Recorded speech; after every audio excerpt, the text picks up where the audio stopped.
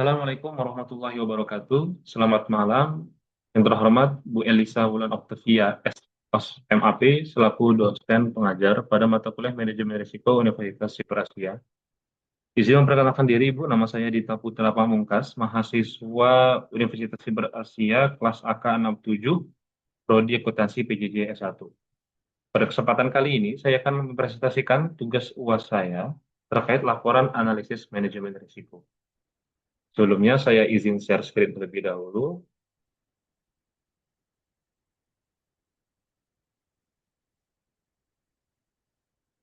Adapun materi yang saya ambil yaitu laporan analisis manajemen risiko pada PT Kereta Api Indonesia Persero.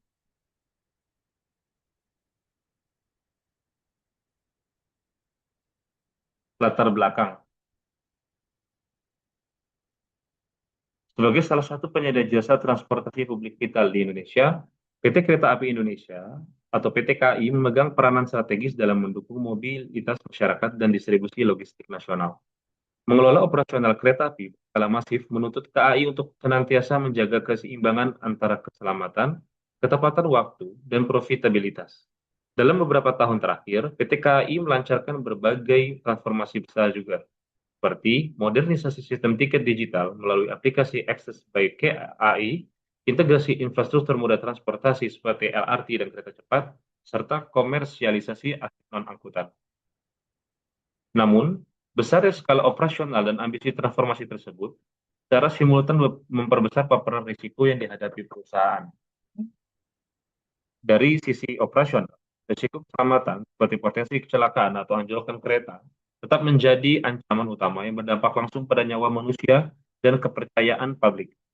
Dari sisi teknologi, ketergantungan pada sistem digital membuka celah risiko cyber dan keadilan sistem atau server downtime. Selain itu, keterlibatan KAI dalam proyek strategis nasional atau PSN membawa risiko keuangan dan kepatuhan yang signifikan. Keberhasilan PT KAI dalam memitigasi berbagai potensi kerugian tersebut sangat bergantung pada sejauh mana kerangka kerja manajemen risiko seperti standar ISO 31000 diintegrasikan ke dalam setiap tingkatan pengambilan keputusan korporasi. Berdasarkan uraian kompleksitas tersebut, penelitian atau analisis ini dilakukan untuk mengidentifikasi, menganalisis, dan mengevaluasi berbagai jenis risiko utama, yaitu operasional, teknologi, keuangan, kepatuhan, dan reputasi, yang dihadapi oleh PT Kereta Api Indonesia Persero, beserta strategi mitigasi yang relevan guna mendukung keberlanjutan operasional perusahaan. Selanjutnya, profil perusahaan. PT KAI atau PT Kereta Api Indonesia merupakan badan usaha milik negara (BUMN) yang menyelenggarakan jasa angkutan kereta api penumpang dan barang di Indonesia. Sebagai pengelola transportasi publik vital, KAI beroperasi dalam lingkungan eksternal dan internal yang dinamis, meliputi transformasi digital, sistem e-ticketing, dan aplikasi Access by KAI, peremajaan moda-moda transportasi, serta pengelolaan keselamatan perjalanan kereta api. Kantor Pusat Kereta Api Indonesia berada di Jalan Perintis Kemerdekaan Nomor 1 Bandung, Jawa Barat, didirikan pada tanggal 1 Juni 1999, di mana wilayah operasi daerah meliputi 9 daerah operasi di Pulau Jawa, divisi regional, dan 4 divisi di Pulau Sumatera. Anak perusahaan dan afiliasi utamanya seperti KAI Komuter, KAI Logistik, KAI Wisata, KAI Bandara, KAI Properti, dan KAI Service.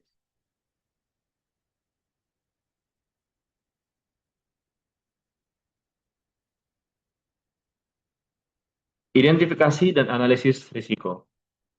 Yang pertama, itu risiko operasional, meliputi keselamatan dan keandalan perjalanan. Risiko kecelakaan kereta api seperti anjlokan atau tabrakan akibat kelelahan sarana atau prasarana, kelalaian manusia atau human error atau gangguan cuaca ekstrim. Analisis dari dampak tersebut, yaitu kerusakan aset fisik, penurunan tingkat kepercayaan publik, potensi korban jiwa, serta gangguan operasional serta secara langsung pada jalur terdampak. Adapun mitigasi risiko yang dapat dilakukan adalah dengan penguatan pemeliharaan berkala berbasis teknologi pemantauan otomatis pada sarana dan rel. Lalu bisa juga dengan penerapan standar jam kerja dan uji kelayakan fisik atau mental bagi masinis dan petugas operasional sebelum dinas. Selanjutnya, resiko teknologi informasi dan cyber. Resiko ini berupa gangguan sistem jaringan pada aplikasi Access PKI, safer ticketing, serta risiko cyber atau kebocoran data pengguna. Analisis dari dampak risikonya, yaitu kesulitan calon penumpang dalam membeli tiket, antrian panjang di stasiun, potensi hilangnya pendapatan finansial secara real time, dan penurunan kredibilitas keamanan data perusahaan.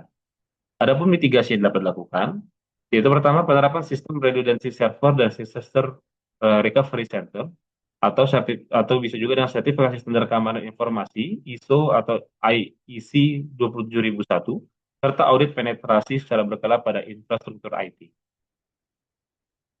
Lanjutan risiko keuangan dan investasi. Risiko fluktuasi beban utang dan arus kas terkait porsi pembiayaan proses strategis nasional seperti proyek LRT Jabodetabek dan kereta cepat Jakarta-Bandung KCIC. Dampaknya, beban bunga pinjaman yang menekan margin profitabilitas serta potensi krisis likuiditas jika pendapatan operasional tidak mencapai target proyeksi.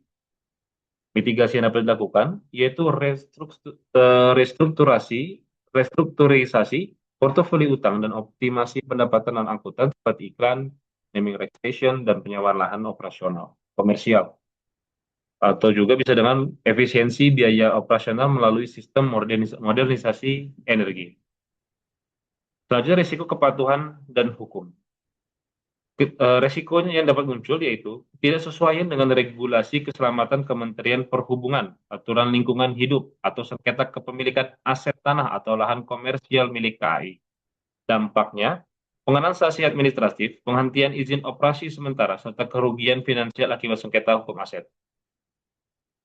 Mitigasi yang dapat dilakukan, yaitu pembentukan divisi governance, risk, dan compliance GRC yang aktif memantau kepatuhan regulasi, atau dapat juga dilakukan dengan sertifikasi legalisasi aset secara bertahap, dan inventarisasi pertanahan bekerjasama dengan Badan Pertahanan Lahan Nasional atau BPN. Risiko yang selanjutnya yaitu risiko reputasi. Risiko ini dapat berupa sentimen negatif publik di media sosial akibat keterlambatan perjalanan atau delay, penurunan kualitas pelayanan, atau kegagalan penanganan keluhan pelanggan. Dampak dari risiko ini yaitu penurunan citra korporasi di mata masyarakat serta potensi hilangnya loyalitas pengguna jasa transportasi publik. Mitigasi risiko yang dapat dilakukan di antaranya pertama yaitu layanan customer care responsif 24 jam dan keterbukaan informasi atau real-time update saat terjadi gangguan perjalanan. Yang kedua, dapat dilakukan standar prosedur operasional SOP kompensasi keterlambatan yang tegas sesuai regulasi pemerintah. Adapun kriteria penilaian risiko dalam skala 1 sampai 5 ada dua kemungkinan, yaitu dengan skala kemungkinan likelihood atau likelihood yaitu dengan L dari skala 1 sampai 5 dengan tingkat 1 sangat jarang, 2 jarang, 3 mungkin, 4 sering, dan 5 sangat sering. Dengan kriteria frekuensi skala 1 terjadi kurang dari 1 kali dalam 5 tahun, skala 2 terjadi 1 sampai 2 kali dalam 2 sampai 5 tahun, skala 3 dengan tingkat mungkin terjadi 1 sampai 2 kali dalam 1 tahun, skala 4 dengan tingkat sering dengan kriteria frekuensi terjadi beberapa kali dalam beberapa bulan, dan skala 5 dengan tingkat sangat sering, kriteria frekuensi terjadi hampir setiap bulan atau minggu. Lalu dengan skala dampak atau impact, ada 5 skala juga, di mana dari 1 sampai 5 dengan kriteria frekuensi 1 kecil, kerugian finansial minimal tidak mengganggu operasional. Skala 2 kecil dengan kriteria frekuensi kerugian finansial sedang, keterlambatan operasional singkat kurang dari 1 jam. Skala 3 dengan tingkat sedang dengan kriteria frekuensi kerugian finansial signifikan, gangguan layanan umum, dan perhatian media lokal.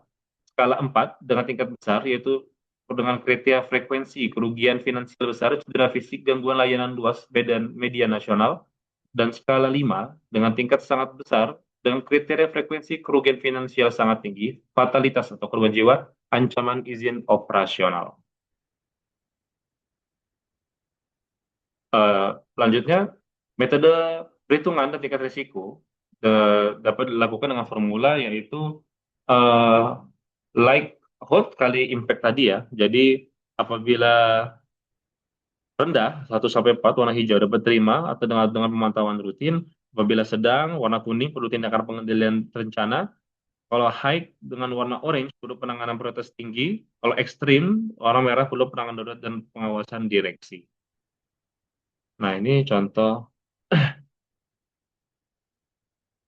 tabel penilaian risiko PT Kereta Api dengan berbagai hasilnya. Jadi kesimpulannya,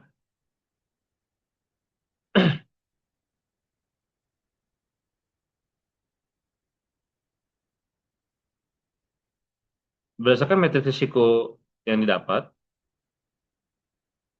R1 itu risiko operasional dengan skor 10, meskipun frekuensi terjadinya rendah, karena standar keselamatan ketat, dampaknya sangat besar karena dapat menimbulkan kebajikan dan merusak kepercayaan publik secara nasional. R2 dan R3, risiko IT, keuangan, skor 12, menempati area high risk orange karena memiliki kemungkinan terjadi sedang akibat tingginya ketergantungan digital serta beban pembiayaan proyek infrastruktur masif dengan dampak finansial dan operasional yang besar. R4 dan R5, yaitu risiko kepatuhan dan reputasi, menempati area medium risk yang dikategorikan sebagai risiko terpelihara, namun memerlukan monitoring secara intensif melalui divisi customer care dan legal corporate. Kesimpulannya, penerapan manajemen risiko pada PT KAI menuntut pendekatan holistik yang mengintegrasikan keselamatan operasional, keandalan teknologi informasi, dan stabilitas keuangan.